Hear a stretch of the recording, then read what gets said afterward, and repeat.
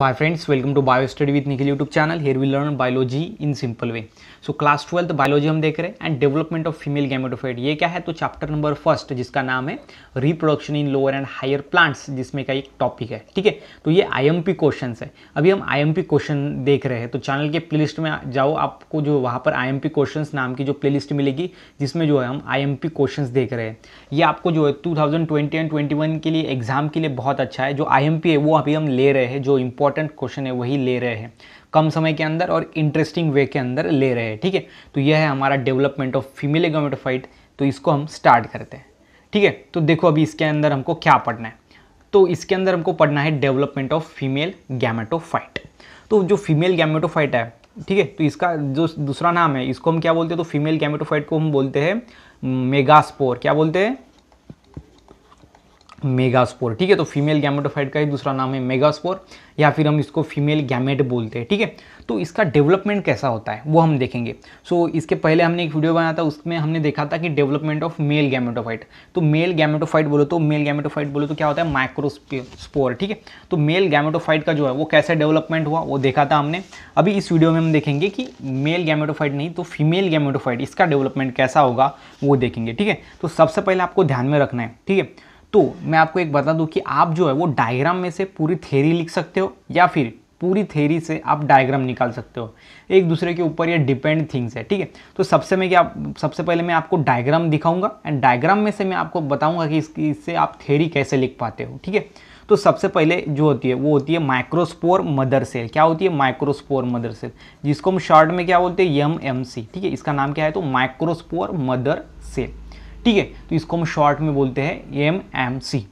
तो ये क्या होती है? ये अंडरगोज होती है. क्या होती है? अंडरगोज. हम पहले एक डायग्राम निकाल लेते हैं, बाद में मैं आपको जो समझा दूंगा. Undergoes meiosis. ठीक है, तो इसके अंदर क्या होता है? तो मियोसिस होता है. मियोसिस बोलते तो क्या होता है? तो रिडक्शनल डिवीजन होता है. ओके, सो माइटोसिस जो है, देखो अभी माइटोसिस, इसमें क्या होता है? तो एक सेल के दो सेल बनते हैं, एक सेल के दो सेल बनते हैं. लेकिन जो मियोसिस जो डिवीजन होता है, ये क्या है? तो दोनों सेल डिवीजन के टाइप होते हैं, और इसके अंदर एक सेल के जो है वो 4 सेल बनते हैं. ठीक है, तो ये होता है मियोसिस. और मियोसिस में जो क्रोमोसोम नंबर है वो रिड्यूस हो जाता है. मतलब अगर इस सेल के अंदर 46 क्रोमोसोम है, तो इसके अंदर जो वो 23 एंड 23 रहेंगे.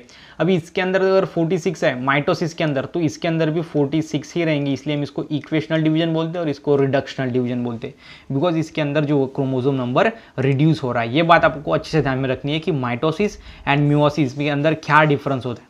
तो आपको यहाँ पर एक सिंपल में बात समझ में आ गई कि जो मियोसिस है इसके अंदर कितने सेल फॉर्म होंगे? तो 4 सेल फॉर्म होंगे. बोले तो 4 सेल जो है वो फॉर्म होंगे. मतलब कि जो एमएमसी बोले तो माइक्रोस्पोर मदर सेल है, वो अंडरगोज मियोसिस, वो मियोसिस हो गया इसके अंदर. अभी 4 सेल बनेंगे. क्या बनेंगे? 4 सेल. ठीक है, तो यहाँ पर हम बनाएंगे 4 सेल. ये first, then second, third and fourth. ठीक है, तो ये बन गए हमारे 4 सेल. ठीक है, देन ये क्या है? तो ये 4 हेप्लॉइड है. ठीक है, तो ये क्या है? तो ये 4. देन है हेप्लॉइड. हेप्लॉइड बोले तो half set of chromosome. Haploid क्यों? तो इसको बिकॉज इसके अंदर क्या हुआ? रिडक्शनल डिवीजन हुआ, बोले तो मियोसिस हुआ, इसलिए ये हेप्लॉइड बन गए थे. डिप्लॉइड के हेप्लॉइड बन गए. ठीक है, तो यह है 4 हेप्लॉइड मेगास्पोर. क्या है? तो 4 हेप्लॉइड मेगास्पोर. ठीक है, तो यह है 4 हेप्लॉइड मेगास्पोर. अभी क्या होगा? जो अपर में के 3 है वो अबॉर्ट हो जाएंगे, बोलो तो फंक्शन करना छोड़ देंगे. ठीक है, तो अपर में के देखो ये सेल एक, ये सेकंड सेल एंड ये थर्ड सेल. ठीक है, ये हमारी हो गई थर्ड सेल. तो ये क्या बन जाएंगे? अबॉर्ट बन जाएंगे. कैसे अबॉर्ट? बोले तो ये फंक्शन करना छोड़ देंगे, और जो नीचे की एक सेल है ये वाली, यही एक सिर्फ फंक्शनल रहेगी. ठीक है, बाकी के जो अपर वाले 3 हैं वो क्या हो जाएंगे? Upper 3 megaspore abort and lowest 1 remain constant. जो लोअर 1 है या फिर लोवेस्ट बोले तो नीचे वाली जो सेल है, अपर में के जो 3 है, ये सभी क्या हो जाएंगे? अबॉर्ट हो जाएंगे. ठीक है, फंक्शनलेस हो जाएंगे. और जो ये नीचे वाली है ये कैसे रहेंगी? फंक्शनल रहेंगी. क्या रहेगी? फंक्शनल. ठीक है, और ये इनफैक्ट ये कैसे होती है? होती है first cell of female gametophyte. इसको हम क्या बोलते हैं? तो first cell of female gametophyte होती है ये. ठीक है, तो इसको हम क्या बोलते हैं? Generally it is the first cell of female gametophyte. Then ये जो सेल है वो जाती है कितने अंडरगोज डिवीजन के अंदर? ये जाती है 3 successive free nuclear mitotic division. Okay, so कितने? 3. ठीक है, 3. देन कैसे? सक्सेसिव. ठीक है, 3 सक्सेसिव फ्री न्यूक्लियर, मतलब किसका डिवीजन होता है? तो न्यूक्लियर बोले तो न्यूक्लियस का डिवीजन होता है, ठीक है। मतलब कि three successive free nucleus, okay, nuclear division के अंदर ये जाता है। इसके अंदर 3 फ्री न्यूक्लियर डिवीजन होता है, ठीक है। किसके अंदर? ये जो है हमने जो नीचे वाली रही थी 4 में से जो नीचे वाली जो लोवेस्ट थी वो फंक्शनल है। अभी ये क्या जाएंगी? तो ये जाएंगी अपने रिडक्शनल यहाँ पर फ्री न्यूक्लियर डिवीजन के अंदर। और कितनी बार होगा? तो 3 बार होगा, ठीक है। तो सबसे पहले एक ऐसी सेल, ठीक है। तो इसके अंदर अगर न्यूक्लियस के अंदर डिवीजन हुआ फर्स्ट वाला, तो फर्स्ट में जो एक सेल के 2 सेल बन जाएंगे, ठीक है।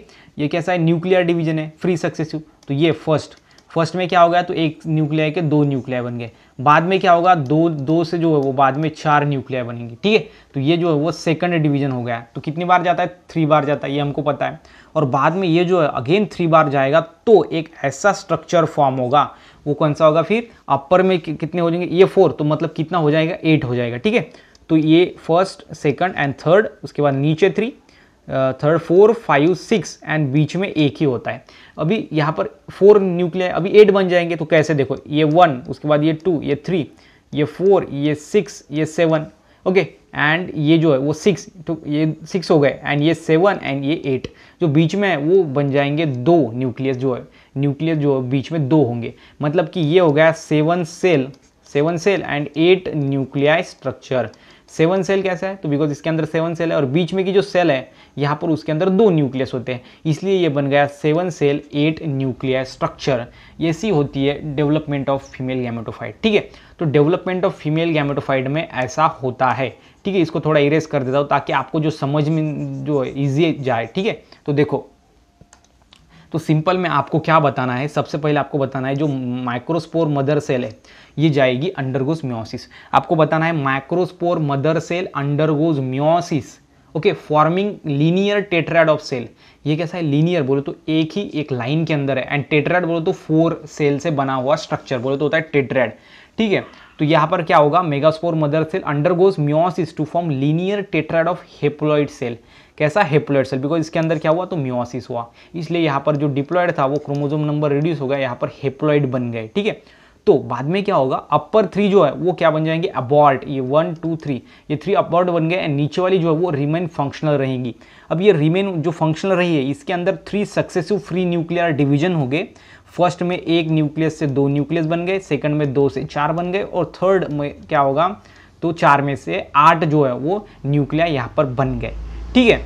तो इस तरीके से आपको यहाँ पर एक्सप्लेन करना है कि it undergoes 3 successive free nuclear mitotic division, thus total 8 nuclei are form, ठीक है। तो ये माइटोटिक डिवीजन अंदर जाएगा, ये जो सेल है हमारी ये माइटोटिक डिवीजन के अंदर जाएगी। बोले तो माइटोसिस होगा, इसके अंदर जो क्रोमोसोम नंबर है वो रिड्यूस नहीं होगा, वो इक्वेशनल रहेगा, ठीक है, बिकॉज माइटोसिस जो है वो इक्वेशनल डिवीजन होता है। बाद में क्या होगा? बाद में क्या होगा? 1 न्यूक्लियस जो है अभी क्या है, तो यहाँ पर 4 में से कितने 8 न्यूक्लियस बन जाएंगे। तो ये 3 यहाँ पर लोअर अपर एंड में रहेंगे 3, एंड 3 लोअर एंड में रहेंगे, एंड जो 2 न्यूक्लियस है, ठीक है, तो वो एक जगह पर आ जाएंगे, ठीक है। तो इस तरीके से जो है वो एक सेल के अंदर वो चले जाएंगे। तो इस तरीके से 7 सेल एंड 8 न्यूक्लियस स्ट्रक्चर बनेगा। तो इस तरीके से आपको जो उसको लिखना है, बाकी कुछ नहीं, ठीक है। तो इस तरीके से होती है डेवलपमेंट ऑफ फीमेल गैमेटोफाइट।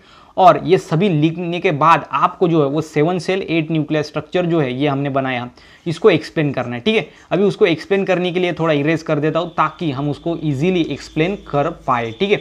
तो उसकी बड़ी सी डायग्राम हम देखेंगे। तो इस तरीके से इसको इरेज करने के बाद जो आपको समझ में आएगा, जो 7 सेल 8 न्यूक्लियस स्ट्रक्चर है उसको सिर्फ आपको क्या करना है? डिफाइन करना है। क्या करना है? डिफाइन, ठीक है। तो उसको अगर डिफाइन करोगे तो आपको जो अच्छे से अच्छे मार्क्स आएंगे। तो अभी इसको डिफाइन करने के लिए मैं यहाँ पर ड्रॉ करता हूँ ये वाला अपना स्ट्रक्चर, ठीक है। अपर में कितने सेल थे? 3 सेल्स थे, लोअर में 3 सेल थे, एंड बीच में 1 सेल था, ठीक है।